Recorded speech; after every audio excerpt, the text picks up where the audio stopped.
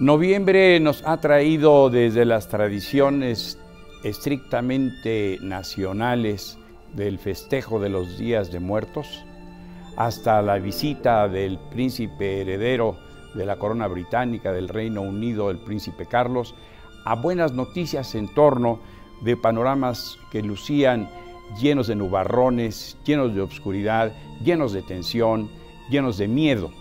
No a mucho en ese mismo espacio hablábamos de lo afligido que se veía el presidente de la República, Enrique Peña Nieto, en torno de lo ocurrido en septiembre pasado en la no muy distante Iguala, Guerrero, en ese estado al que había que quitarle la fama de belicoso, por más que hasta un gobernador me dijera hace poco más de 30 años, don Rubén Figueroa. Yo le pregunté, ¿cuál es el estado de cosas en Guerrero, señor gobernador? Y me dijo don Rubén, el gobernador, de paz, de tranquilidad, de trabajo, de concordia. Los guerrerenses ya nos dimos cuenta de que si no trabajamos nosotros y nos reivindicamos a nosotros mismos, nadie lo hará por nosotros. No saldremos de esta condena. La segunda pregunta fue, ¿cómo consiguió usted tal estado de concordia en un estado que se dice, en una entidad, en una tierra que se dice célebre por su encontronazo, por sus dificultades y por su poco aprecio a la vida? ¿Cómo le hizo, señor gobernador? Por el presidente Echeverría, que está aquí junto a nosotros, por don Luis, que ha preconizado el diálogo. Hay que privilegiar el diálogo. Y gracias a Echeverría, al presidente, a su afán de que dialoguemos y nos encontremos y nos pongamos de acuerdo, así se hizo esto. ¿Y por qué, le dije? ¿Por qué si el estado de Guerrero vive en paz, en trabajo, en armonía, casi en un Edén, por qué usted, el gobernador, anda armado? Alzó las manos el gobernador, como si hubiera exclamado, arriba las manos, y me dijo, bueno, mire, las cosas, y nos dijo a los reporteros, éramos 20. Bueno, me dijo, mire, la cosa aquí no es tan fácil. Aquí en Guerrero nos matamos de puerta a puerta, nos asesinamos a sangre fría. Aquí yo no voy a salir a la calle a que me den. Por lo demás, completó don Rubén Figueroa, no es nada nuevo que yo ande armado. De niño, cuando cumplí 10 años, mi abuela me entregó mi pistola y me dijo, Rubencito, aprende a cuidarte tú, porque si tú no te cuidas, nadie lo hará por ti.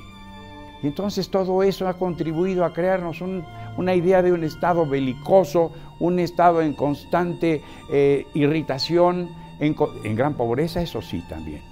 También he ido allá arriba a la montaña por donde vivió el inolvidable profesor Otón Salazar, en Alcozauca, tierra también en Olinalá del general Andreu Almazán. He ido y he visto a los hombres de Guerrero hervir piedras para sacar cal, como hombres de las cavernas, como en las más antiguas edades del hombre en Guerrero. Y también he visto la prosperidad del Acapulco bullente, la belleza de Taxco, las jornadas alarconianas que organizaba el inolvidable Héctor Azar, pero hasta un rector de la universidad ahí fue secuestrado en aquellos tiempos. Días difíciles de Guerrero, que 30 años después, 40 años después se repiten. Cuando se habla de la gran infraestructura que está en proceso de construcción en este régimen del presidente Enrique Peña Nieto, en plenos Pinos, en plena casa presidencial. Los Pinos, allí el presidente es recibido con una enorme, la gran ovación por la aprehensión, por la detención de estas personas que se presume, se dice, tienen responsabilidad con lo ocurrido en septiembre 26, 27, allá en Iguala, Guerrero. El matrimonio Abarca Pineda, pues ahora parece que están siendo interrogados por especialistas en la materia, ¿verdad? Abogados, ministerios públicos, notarios, personas de derechos humanos, etcétera, para que cuenten, para que digan y se disipe ese nubarrón, esa nube negra que le decía yo a usted, esa que amenazaba una terrible tormenta sobre nuestro país. No hay impunidad, dice el presidente. No hay paz. Iremos tope donde tope, dice el presidente. Organizaré a todas las fuerzas de aquí para que prive el derecho, dice el presidente. Y lo está cumpliendo, y lo está haciendo. Así son estos días, estos que narramos aquí desde el Congreso, sitio desde el que le recomiendo el libro más reciente del escritor Héctor Aguilar Camín. Se llama Adiós a los padres y es eminentemente autobiográfico, pero muy bien escrito. No es nací, crecí, morí, como antes decían, estoy hecho de carne y hueso y un pedazo de pescuezo, y la síntesis en la biología de quinto año era: los seres nacen, crecen, se reproducen y mueren. No, es un libro dilatado, es el autor de Morir en el Golfo, de la Guerra de Galio, y es ya un clásico de nuestro tiempo, Héctor Aguilar Camín. Ya circula en todas las buenas librerías. Bueno, no hay librería mala, corrijo, en todas las librerías. Soy Miguel Reyes Razo, su servidor. Hasta la próxima.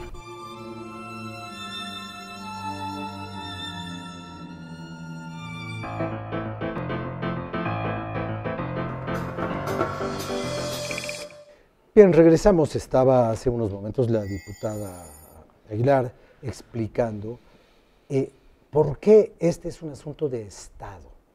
No se puede hablar de un asunto municipal o estatal. Es el Estado como una presencia indivisible, y sobre ese elemento de concepción jurídica, democrática y moderna, es sobre la cual el Estado mexicano ha montado los rieles de su conducta en el respeto a la noción constitucional de los derechos humanos, con tratados internacionales que tienen tanto peso jurídico y político como la propia Constitución que se hace aquí en México en el Poder Legislativo, y cuyo artículo primero de la Constitución es precisamente el respeto a los derechos humanos. Sobre eso, ahora que les explique la diputada, que ella sí sabe, yo nomás repito como loro. No, yo creo que lo que es importante decir es que en una visión contractualista del Estado y los ciudadanos, nosotros hemos cedido al Estado nuestros derechos y decidimos obedecer las leyes que nos dan una convivencia social a cambio de que el Estado nos brinde protección. Y eso es lo que está en crisis en este país. Es decir, quienes se supone que deberían de cuidarnos, quienes se supone que deberían de darnos seguridad jurídica, no nos la están dando.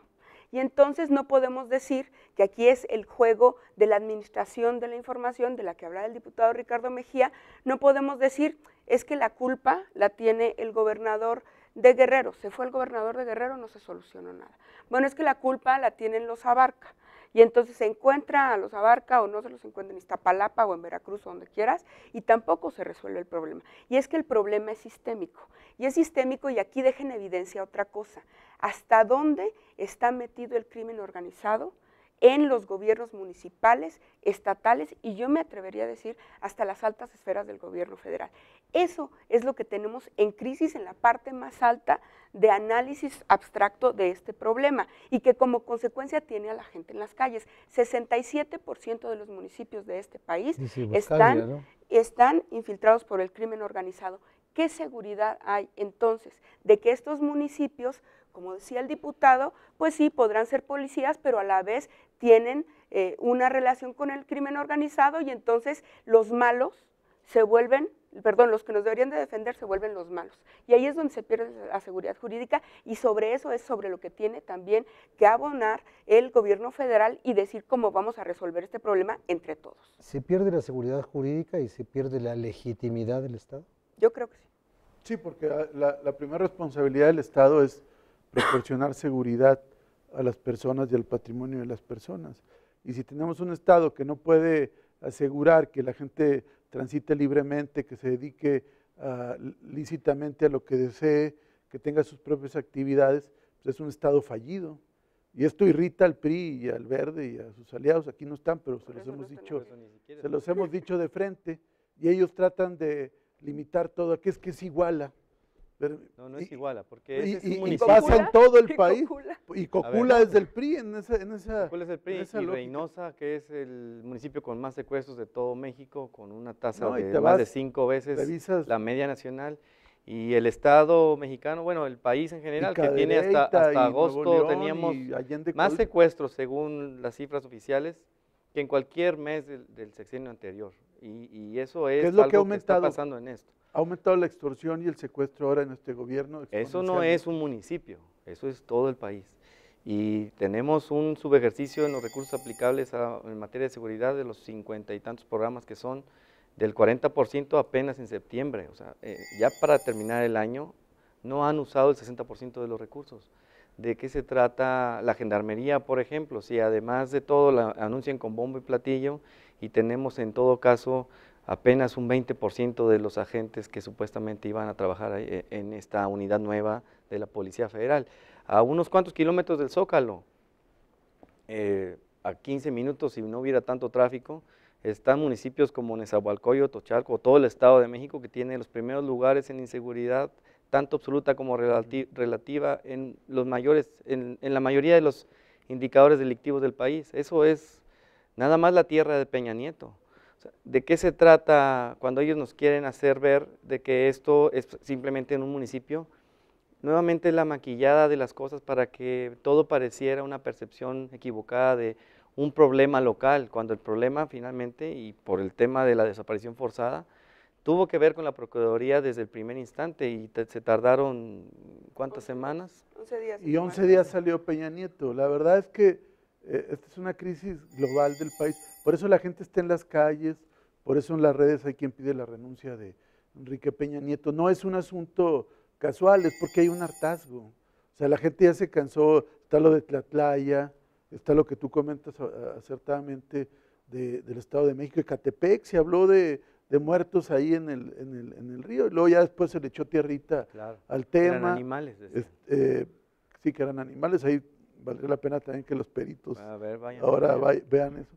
Pero ¿qué hablamos? Pues que hay una crisis global, y la chispa que prendió la inconformidad social es igual a Ayotzinapa por la propia conflictividad que también hay en el estado de Guerrero. Ahora, hay algo que a mí me llama mucho la atención.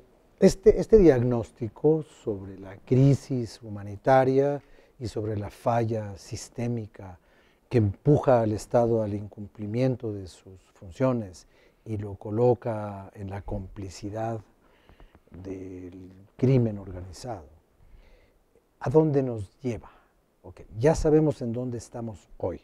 Hoy estamos en esta crisis, hoy tenemos los ojos de una buena parte del mundo analizando la crisis humanitaria mexicana. Hoy tenemos al gobierno de los Estados Unidos exigiendo justicia. Yo no sé si lo hicieron en Irak, yo no sé si lo quieren hacer en Siria, yo no sé si lo fueron a hacer en Afganistán, yo no sé si lo hacen en la Franja de Gaza. Aquí sí. Aquí el señor embajador. Es que es su patio trasero, ¿no? En la lógica geopolítica de Estados Unidos. O es lo que sea, su patio trasero, su colonia favorita o lo que ustedes quieran. Pero finalmente es el país que se relaciona con México de la manera que México quiere que se relacione. Y bueno, ¿qué nos espera en adelante? Ya algunos dicen, el sistema no funciona. El fracaso de la democracia tomada de la mano con los derechos humanos no se respeta, la fuerza pública está podrida, casi el 70% de los municipios están infestados. Yo no sé hasta qué punto la delincuencia infestó al sector público o el sector público infestó a la delincuencia, no sé. No sé quién complicó a quién o quién corrompió a quién. Porque decía un amigo mío, decía, cuando la delincuencia estaba en manos de los delincuentes, había a quién recurrir. Hoy ya no hay a quién recurrir, ¿no? Entonces, quién sabe quién pudrió las cosas. Entonces, quizás pudiéramos terminar este bloque con una aproximación a qué es lo que vamos a hacer después, porque o vamos a seguir igual, o qué se propone, qué se exige, qué se pide, más allá de andarle prendiendo fuego a la puerta del Palacio Nacional o cerrando el aeropuerto de Acapulco, que eso ni resuelve y nada más genera más conflictos. A ver, si no hay una aceptación del problema, que es lo que nosotros hemos insistido, más que ir al juego de las culpas, que si tú dijiste, que si yo dije, que si no sé qué, que si el PRI, que el PAN, que el PR. Esto es un tema, insisto, sistémico del Estado, y aquí para poder resolver un problema hay que aceptarlo.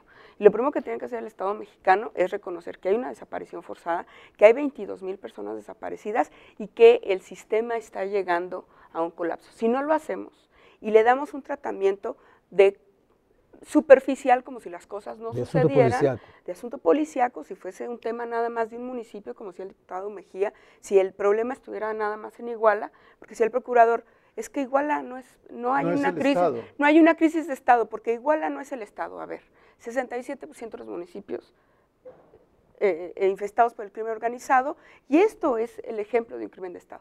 Para solucionarlo hay que reconocerlo, y entonces hay que reconocer que no vale un pacto más para la anticorrupción y para en la que van a participar y van a dar muchas ruedas de prensa, y a lo mejor, pero donde la gente ya no los va a acompañar en este pacto. Aquí se necesita cambios estructurales en el tema de la aplicación de la justicia y verdaderos castigos en la aplicación en el castigo de la corrupción. Entonces vamos a estar hablando de cosas reales, no de discursos, porque el país está harto de discursos, porque fíjate nada más lo que pasó este fin de semana, y con esto termino. Sale el procurador a dar esta rueda de prensa sin evidencia forense.